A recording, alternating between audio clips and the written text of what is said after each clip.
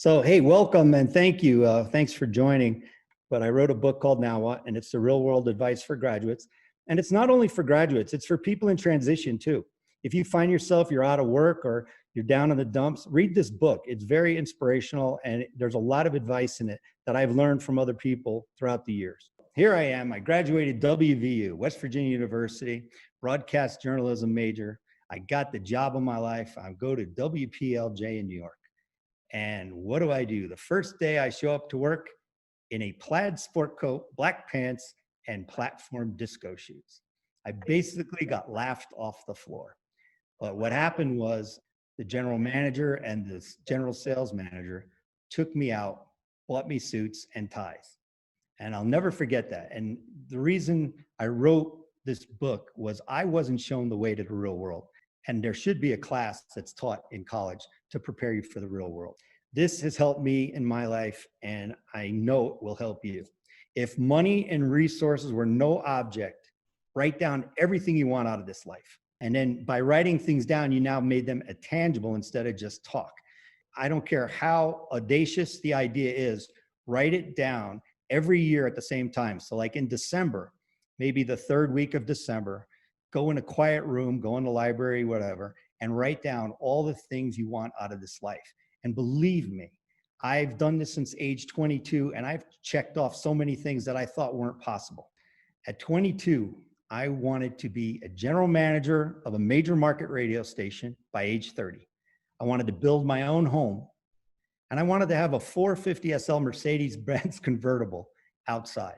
At age 30, I built that house in Evergreen, Colorado, brand new. I designed it, everything, hired an architect, builder, done. That's the 450 SL parked outside. And I was the general manager of 103.5 The Fox in Denver. So if anybody is from Denver, you'll know that that station's still a very powerful station. And again, by writing things down, it happened. This is great. Scared money loses. Let me make a point. My father and I were at a casino once. And we were at a craps table. He was on one end of the table, I was on the other end. And I was making bets, but I wasn't taking the max odds on the top of the bet. It's a long story, but I'll make the point and then we'll move on. So he says, son, why aren't you taking the max odds? You're not gonna make any money. And I'm like, he says, you're playing with scared money. And I'm like, all right, fine. So I start putting max odds on all the bets. The money just kept piling in. It was like, holy mackerel. So scared money loses. Think about it. If you go to the casino or the racetrack or you play and you say, I'm going to go there, I'm going to only lose $200. Guess what? You're going to lose $200. You got to go in with the attitude like I'm going to win. When you ski, when you're more relaxed, you ski better. When you golf and you have a lighter grip, you hit the ball farther. So scared money, I always say, don't play with scared money. Create a positive impact. One guy, I asked my boss to give me a recommendation one day, and it almost brought tears to my eyes. He said, Bob's a difference maker. I mean, I couldn't ask for a better reference than that. Job search, guys, it's a full-time job.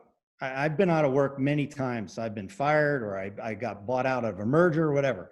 It's a full-time job and you have to take it serious. So you got to get up early in the morning, just like you would go to work, and hit your computer, do your networking. And I'm going to tell you something right now.